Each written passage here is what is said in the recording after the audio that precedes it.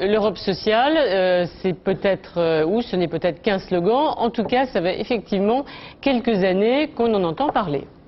Pour moi, l'Europe sociale, c'est devenu l'objectif principal en même temps que l'objectif de l'Europe monétaire. Faire une Europe sociale, comme l'a souhaité le président de la République depuis fort longtemps. Nous voulons en faire l'Europe des travailleurs, contre l'Europe, comme on dit, l'Europe marchande, l'Europe des profits.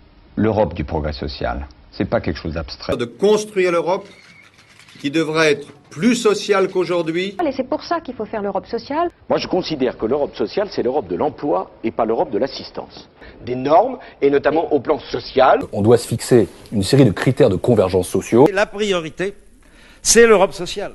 Ce modèle social européen, il est absolument essentiel pour convaincre nos peuples. La France est en tête du mouvement européen pour affirmer la vocation sociale et l'originalité sociale, le pacte social européen. Et c'est pour ça qu'aujourd'hui, le moment est venu, maintenant que l'euro est terminé, même s'il y a encore des améliorations à apporter, de construire cette Europe sociale. C'est qu'on s'écarte de ce libéralisme et que ce qu'on apporte, c'est le progrès social et la démocratie.